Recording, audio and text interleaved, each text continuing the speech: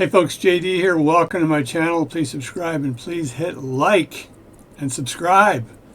So this is the beast. This is the Bunn, not a Bunn special, just a Bunn, the Bunn in the oven. So it had a cracked jewel under the escapement wheel. I put in another jewel, and I'll show you my little collection of jewels here. Oh my God, Jules Verne.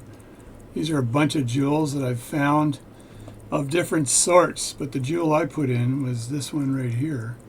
And the jewel hole was basically the exact same size as the pivot diameter, which allowed the jewel to stick onto the pivot of the escapement wheel, the lower pivot.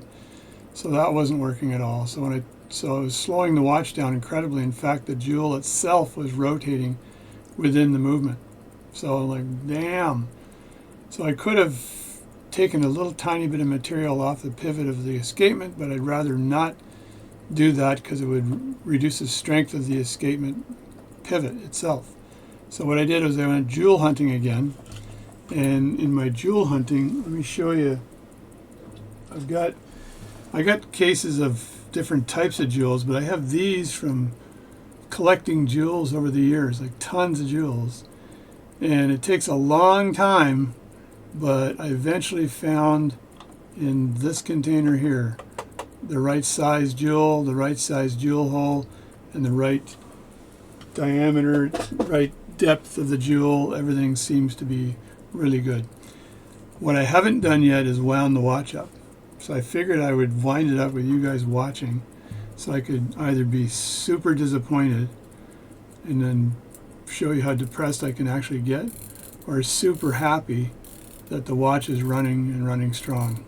So, well, it's running. So that's phase one. The watch is running. And I'm going to have to look at that, of the action down below the escapement wheel of the jewel setting, and see if it's in there well and there's no problem there at all. I don't want that jewel setting rotating where it is. I don't think it will now, because the jewel I put in has got enough side shake. But there we go. So the watch is running again.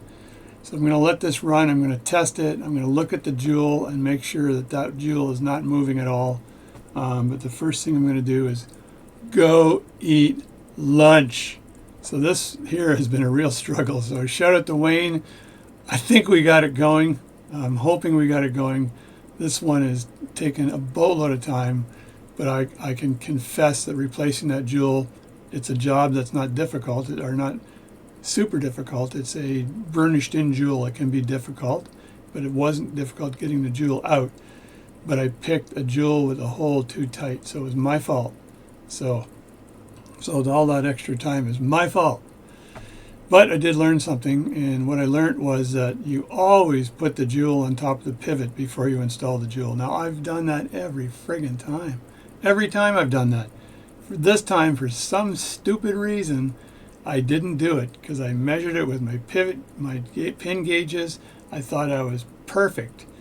Even showed you in the video. But nope, didn't work. Anyway, that's it for now. Hope you enjoy this little short video and update. And if this is working really well, we'll get this watch reassembled and back to Wayne. Thanks a lot. Wayne's World, party time, party time. All right, I think I'm getting really good amplitude here. Look at that, swinging way past 360. So that's excellent news. Good amplitude. I'll be measuring, of course, but that's good news. So it's 286 amplitude, 0.9 beat error, which is excellent, and plus 9 seconds a day. Oh my God. And the lift angle is 52, okay? It's 52.